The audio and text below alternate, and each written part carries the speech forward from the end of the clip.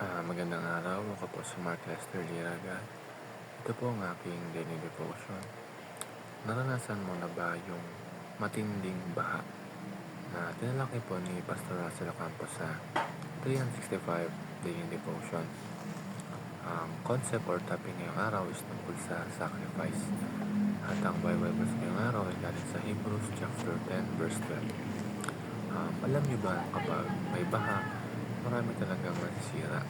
Mga bahay, mga gamit, kabuhayan at minsan may nasasawing mga tao.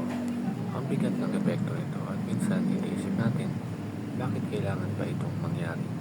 Pero kung isipin natin, may connection din ito sa konsepto ng sacrifice. Kasi sa baha, may mga tao kusang nagkasakripisyo, yung mga rescuers na lumulusong sa tubig para iligtas ang iba. Yung mga kapitbahay na nagbibigay ng pagkain at tutuluyan kahit sila mismo ay nahihirapan at um, sila rin ay nag-sacrifice. At ang sabi nga sa Hebrews chapter 10 verse 12, "But this man, after he had offered one sacrifice for sins forever, sat down on the right hand of God." Ibig sabihin, si Jesus mismo ang nagalay ng ultimate sacrifice para sa ating lahat. Hindi siya nagalay ng hayop gaya ng ginagawa noon sa Old Testament, kundi mismo yung buhay niya ay sinacrifice niya. At dito papasok ang first ng mga teachings ngayong araw. At ang first teaching is substitution. Si Jesus um, ang pumalit sa atin. Tayo dapat ang parusahan dahil sa ating mga kasalanan, pero siya mismo ang nagbata ng lahat ng ito. Parang sa imbis na tayo malunod, may sumalo at nagsalba sa atin. Ang second is satisfaction.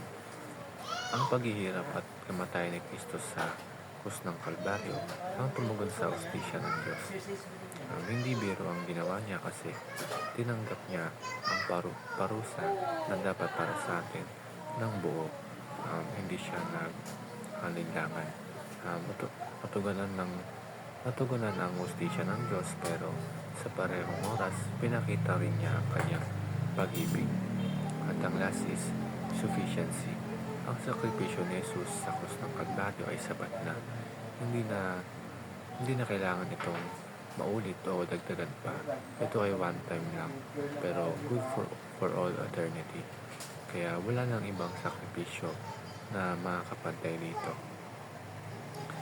Kung naranasan natin ang baha, literal man o figurative sa buhay natin, maalala sa natin na may isang sakripisyo na ginawa once and for all para iligtas tayo sa eternal na kapahamakan. Yun lamang po.